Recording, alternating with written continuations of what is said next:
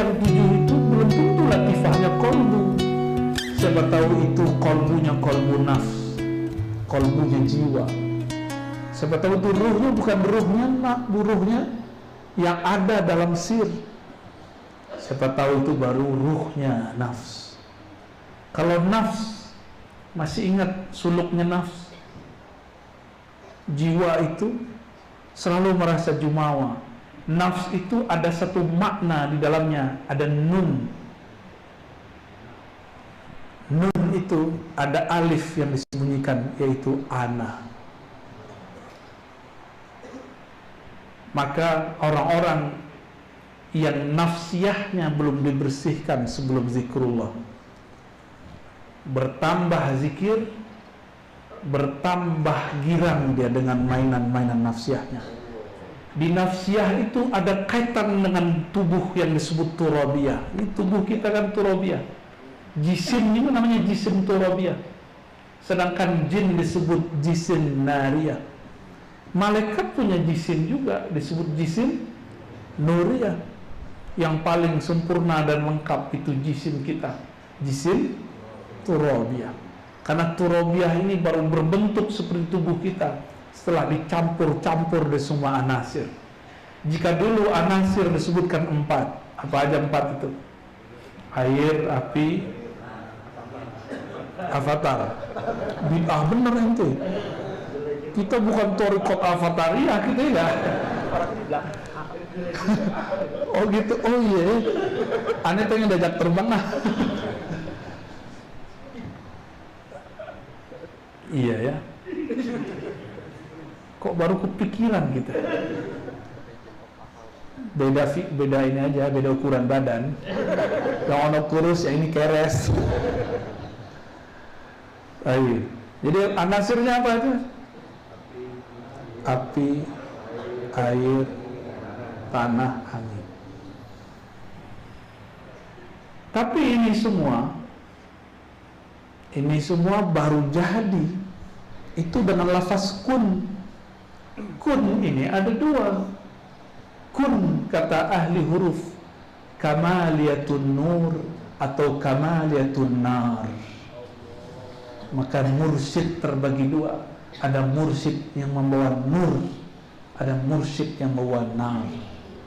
Murid juga ada 2. Ada murid yang mau menerima nur, ada murid yang senangnya dikasih nar. Apa karakter nar? Nar, kalau dekat nar gimana? Panas. Nar itu turun atau naik ke atas dia. Pengen nonjol mulu, berarti antum zikirnya baru nariyah. Itulah sebabnya jika orang berzikir dengan thariqah yang benar, terbakar badannya, terasalah panas. Ini ngurusin nafsiyah. Jangan takut, cukup diobati dengan sholawat kepada Rasulullah. Jadi kalau kita panas badan zikir, pegang dadanya, baca assalatu wassalamu alaika ya sayyidi ya aba ruhi, boleh gitu ya. Salam atas engkau wahai sayyidi, wahai ayahanda ruhku. Ada orang mau debat saya udah malas debat ya, udah malas debat. Itu masa lalu lah, tahun lalu maksudnya. Tahun lalu masih debat sama bulan lalu. Makanya paling gak seneng kalau orang minta judul i'tiqad ahlus sunnah wal jamaah, sunnah bid'ah. Itu paling gak seneng. Tapi gimana lagi? Karena kalau sudah begitu, nariyahnya keluar. Ya, pengen bakar orang dulu dengan kalam-kalam yang pedis ya. Dalil-dalil yang ya begitulah, tahu sendiri. Ternyata kita nggak pernah membuat orang dapat hidayah dengan dalil. Orang hanya dapat hidayah dengan madlul. Madlul siapa? Allah. Kalau dalil belum, masih hijab. Ayat sekian, nomor sekian, itu dalil. Banyak orang terkecoh. iblis untuk menggoda Sayyidina Adam itu pakai dalil terkuat, bahkan dia pakai madlul. Bayangin coba, kata iblis, wallahi ya Adam, tuh, antum hati-hati kalau datang ada makhluk ke dalam zikir kita, jangan percaya dulu, lapor dulu ke mursyid, jangan dimakan-makan sendiri. Ini alam yang sangat berbahaya, medan zikrullah.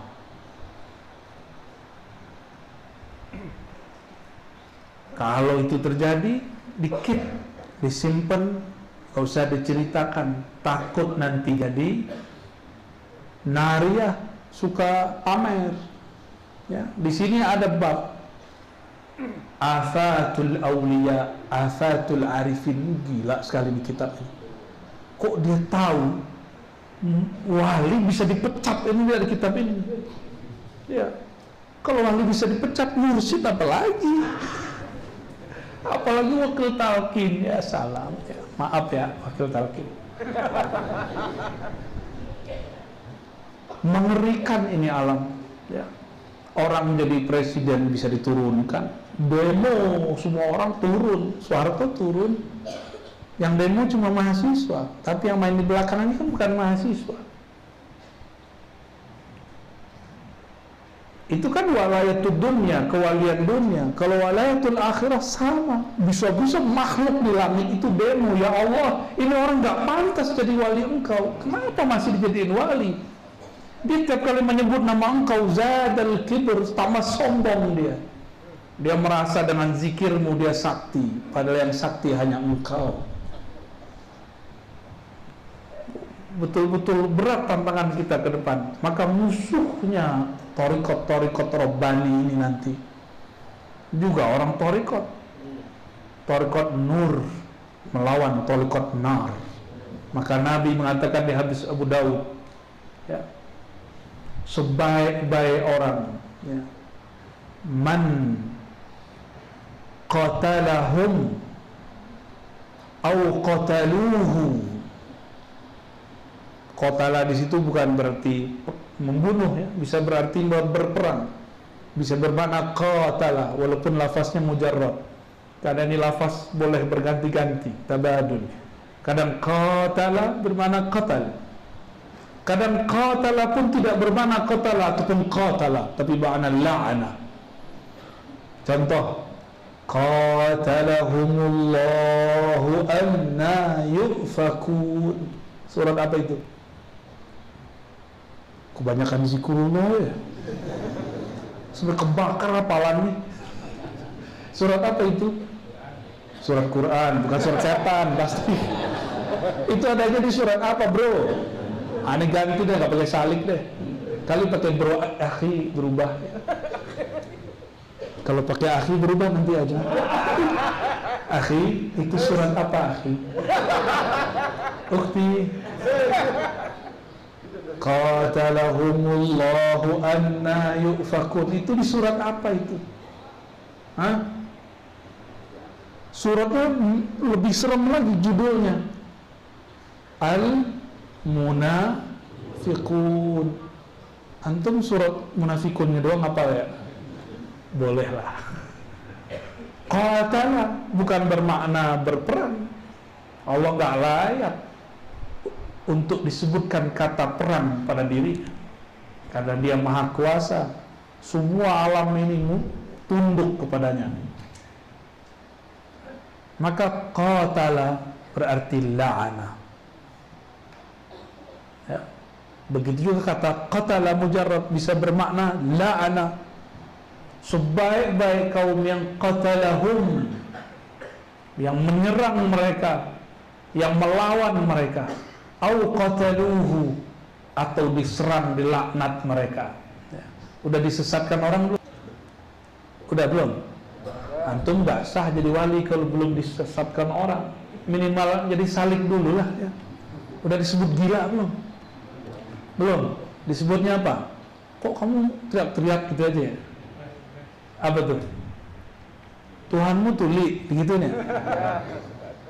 Kalau ada orang nanya begitu, jawabnya gimana? Yang tuli bukan Allah, yang tuli hati saya. Kita merendah saja depan dia. Gak usah emosi, itu ujian kiber. Jadi ujian ini bukan ketika zikir terus rasa sombong datang, enggak. Allah kirim orang untuk ngetes, di kolbumu ada kiber atau di kolbumu ada Allah Al-Kabir.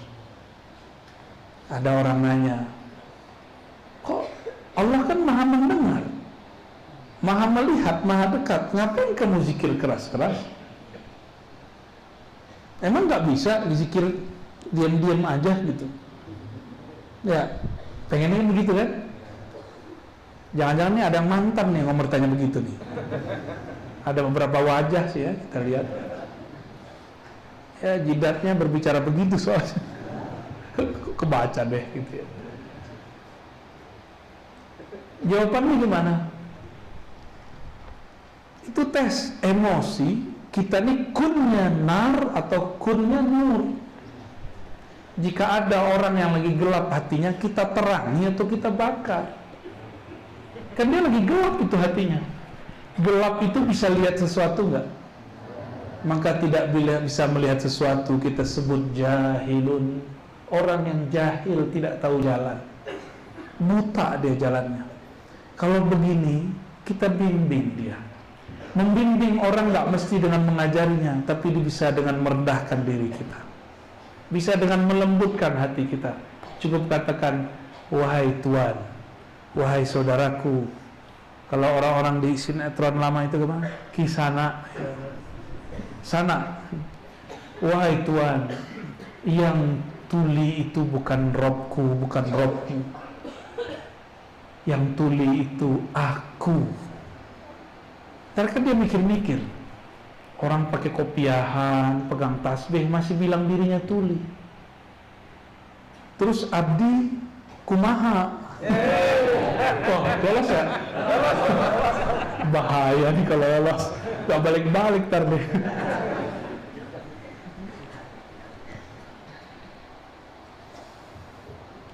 Maka hadirin para salikin, salikat, kita ini dalam kitab Al-Ghunyah disebut murid.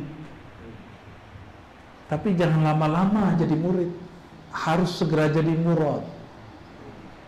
Kenapa guru kita menurunkan satu kalimat, ilahi anta maksudi, supaya para murid ini naik pangkat, naik kelas jadi murad. Zikirnya tetap la ilaha illallah 165. Di Jakarta ada menara 165, tapi nggak tahu zikirnya itu atau apa ya. Bersana atau tidak saya nggak mengerti, yang penting dia menjulang tinggi.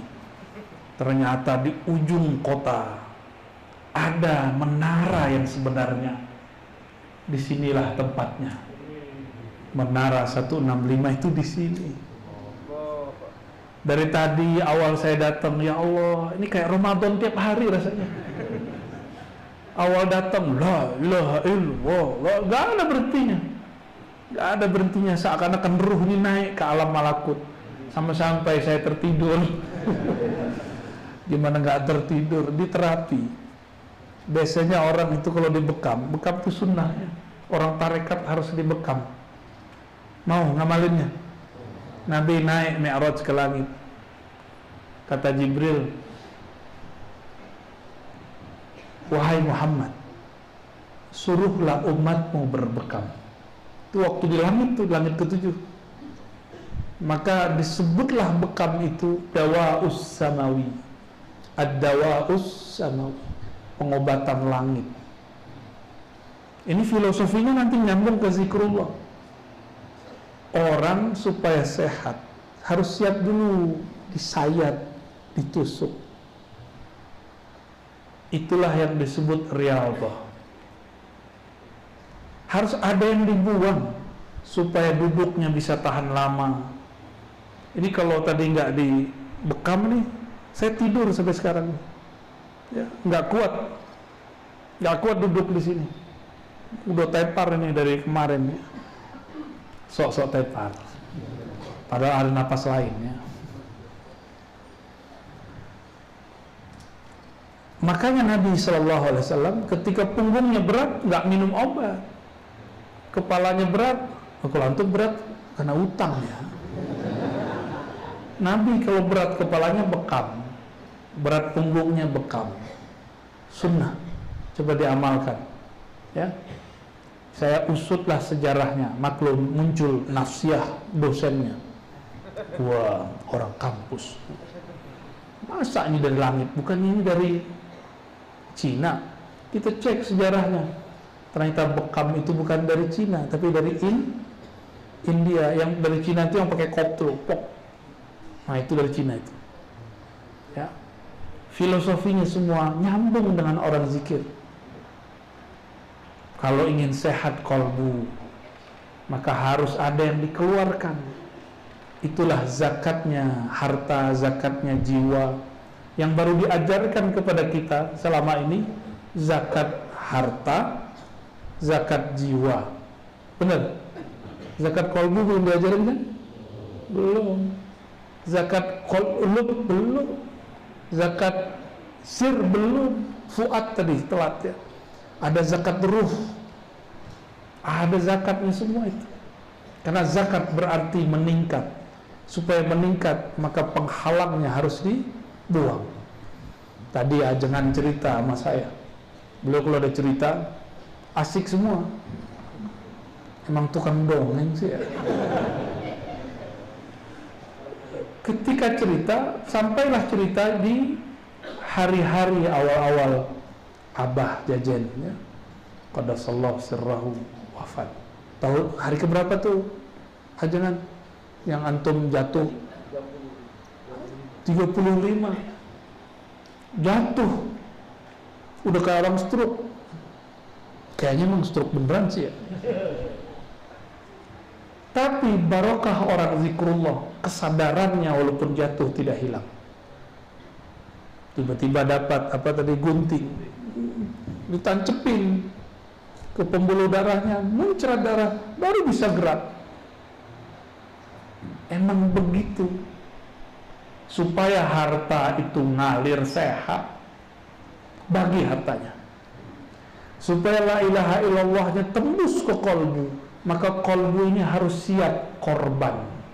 Apa yang dikorbankan? Nafsiyahnya. Karena penghalang seseorang dari kolbunya adalah dirinya sendiri, itu nafsnya.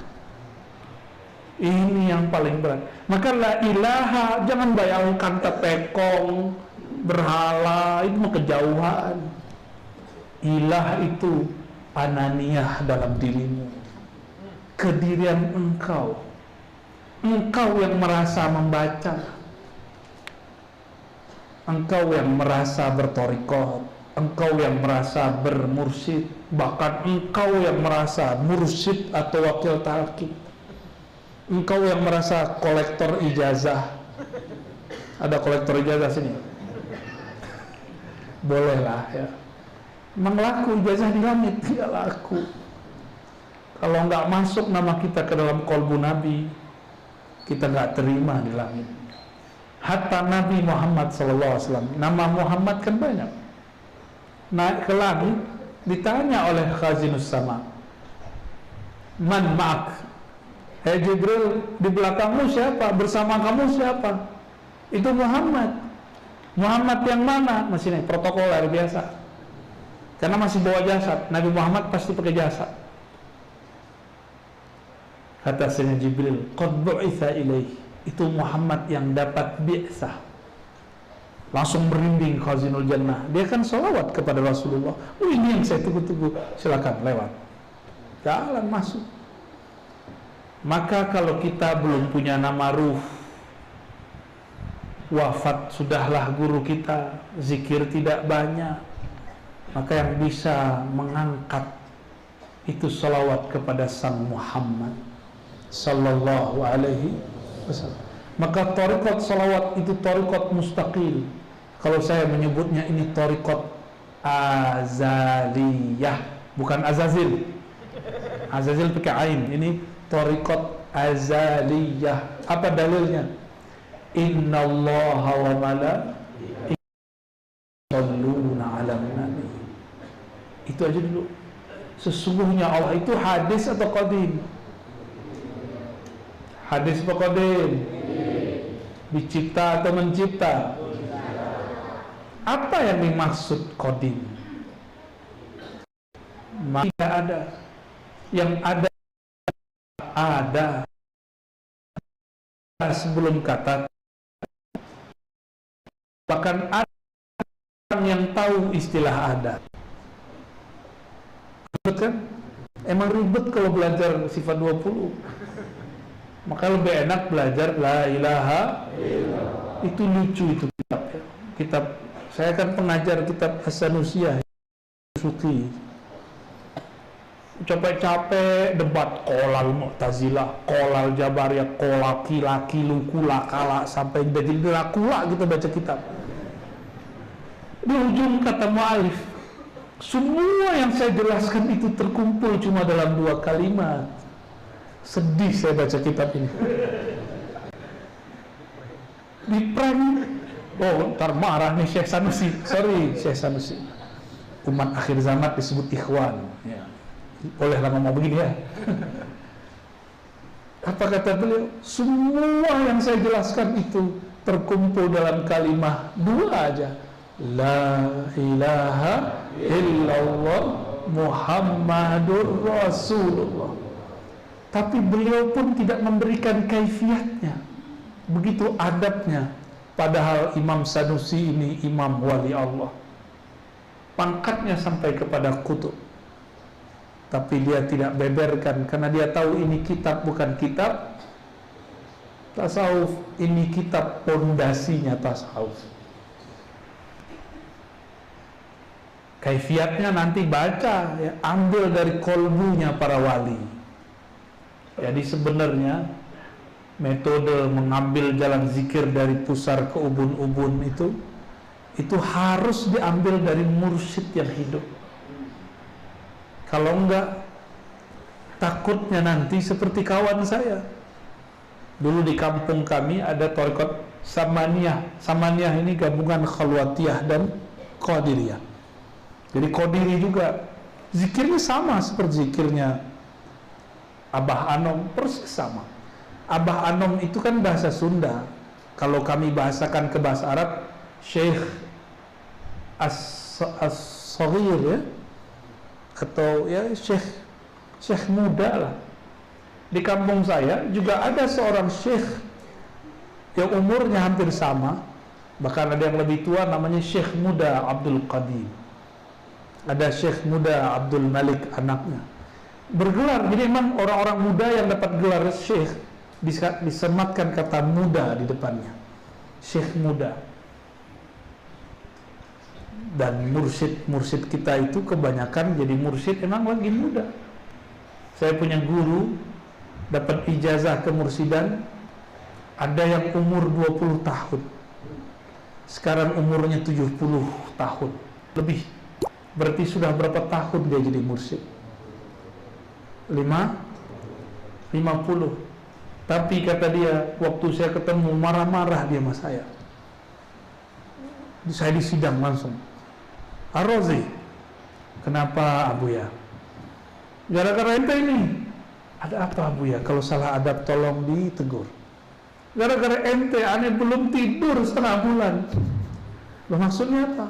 Gara-gara ente ngaji di alam YouTubiyah tentang keharusan, kepentingan talqin zikir. Orang tiap malam minta talqin zikir sama beliau. Nggak tidur-tidur 15 hari. Jadi beliau walaupun dia jadi mursyid lebih dari 50 tahun, nggak pernah serepot itu. Beliau marah tapi sayang sama saya ya. Seneng, antara seneng sama apa tuh? Nafsiahnya bilang gua capek, tapi ruhnya girang nih, bukan main. Inilah yang dia tunggu-tunggu dari zaman ke zaman, ketika orang-orang memburu talqin. Tapi di Sukabumi orangnya suka langit. Mereka cari talqin tanpa perlu mendengarkan YouTube saya. Di sini dulu dari mana-mana orang sudah datang untuk bertalqin. Bener nggak? Tanpa perlu ada itu kan wali YouTube. Yang penting kan wali kutub.